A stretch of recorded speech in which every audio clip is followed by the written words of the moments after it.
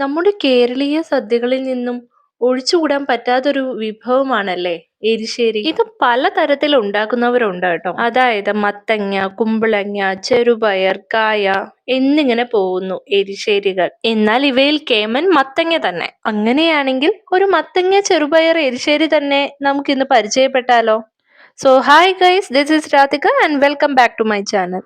ഇതിനാദ്യം തന്നെ ചെറുപയർ നമുക്ക് വേവിച്ചെടുക്കാം. ഒരു 2-3 മണിക്കൂർ വെള്ളത്തിലിട്ട ചെറുപയറാണെങ്കിൽ പെട്ടെന്ന് വെന്ത് കിട്ടും. അതല്ലെങ്കിൽ വേവാൻ കുറച്ചുകൂടി സമയമെടുക്കും. ഇതിലൊരു 2 കപ്പ് വെള്ളം കൂടി ചേർത്ത് നമുക്കൊന്ന് വേവിക്കാം. ഇത് വേവുന്ന ടൈമിൽ നമുക്ക് ഇതിന്റെ അരപ്പ് കൂടി റെഡിയാക്കി വെക്കാം. അരപ്പിനായി വേണ്ടത് ഒരു അരമുറി തേങ്ങ ചിരകിയതും 1/4 ടീസ്പൂൺ ജീരകവുമാണ്. അപ്പോൾ ഈ ഒരു പാകത്തിലേക്ക് അരച്ചിട്ട് നമുക്കിത് മാറ്റി വെക്കാം. നമ്മുടെ പയർ ഇപ്പോൾ റെഡിയാക്കിയിട്ടുണ്ട്. നമുക്കൊന്ന് തുറന്നു നോക്കാം. ഇത് ഇത്തിരി കൂടി വേവാനുണ്ട്. മാത്രമല്ല വെള്ളവും വറ്റിയിട്ടില്ല. കുഴപ്പമില്ല, സൊല്യൂഷന് ഞാൻ തന്നെ പറയാം. കുറച്ചു നേരം പയറ് തുറന്നു വെച്ച് വേവിച്ചാൽ മതി. അപ്പൊ അത് പെട്ടെന്ന് വെന്തും കിട്ടും, അതേപോലെ വെള്ളവും വറ്റിക്കോളും. ഈ ഒരു സ്റ്റേജിൽ നമുക്ക് അരിഞ്ഞു വെച്ച മത്തങ്ങ കൂടി അങ്ങ് ചേർക്കാം. ഞാനിവിടെ ഒരു കുഞ്ഞു മത്തങ്ങയുടെ ഹാഫ് പോർഷൻ എടുത്തേ.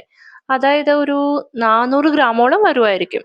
1 ഗ്ലാസ് വെള്ളം കൂടി ഒഴിക്കാം. ഇനി ചേർക്കേണ്ടതേ 1 ടേബിൾ സ്പൂൺ മഞ്ഞൾപ്പൊടി, 2 ടേബിൾ സ്പൂൺ മുളക് പൊടി, പിന്നെ 1 ടേബിൾ സ്പൂൺ ഉപ്പും. ഇതെല്ലാം നന്നായി ഇളക്കി കൊടുത്തിട്ട് കുക്കർ അടച്ചു വെച്ച് നമുക്കൊന്ന് വേവിച്ചെടുക്കാം. ചെറിയ പഴുപ്പുള്ള മത്തങ്ങയാണ് കേട്ടോ ഞാനെടുത്തത്. അതുകൊണ്ട് തന്നെ 1 വിസിൽ മതിയാവും.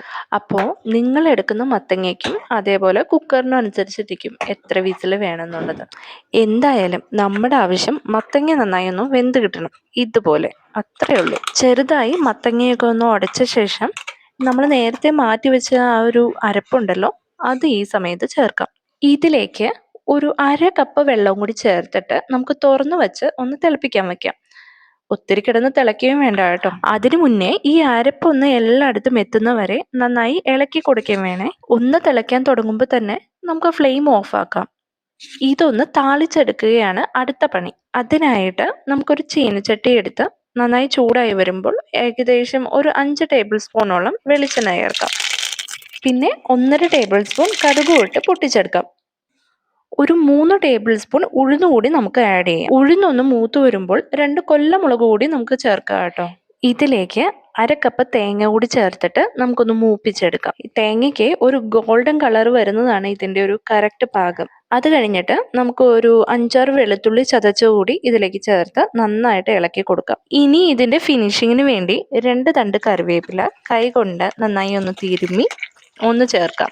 ഇനി ഈ കറിവേപ്പില ഒന്ന് മൂത്ത് കഴിഞ്ഞ ശേഷം ചെറുതായിട്ടൊന്ന് ഇളക്കി എടുത്താൽ മതി. ഇനി ഇത് കറിയിലേക്കൊന്ന് ചേർത്ത് കൊടുത്താൽ മതി. കഴിഞ്ഞു, അത്രേ ഉള്ളൂ.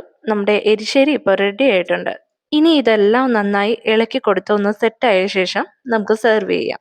നിങ്ങൾ എല്ലാവരും ഇത് ട്രൈ ചെയ്ത് നോക്കുക. ഒപ്പം തന്നെ കമൻസ് തന്നെ അറിയിക്കുക. കൂടാതെ ഈ ഒരു ചാനൽ ആദ്യമായി കാണുന്നവരാണെങ്കിൽ ഒന്ന് ലൈക്ക് ചെയ്യാനും ഷെയർ ചെയ്യാനും സബ്സ്ക്രൈബ് ചെയ്യാനും മറക്കല്ലേ. So thanks for watching. മറ്റൊരു റെസിപ്പിയുമായി അടുത്ത വീഡിയോയിൽ കാണാം.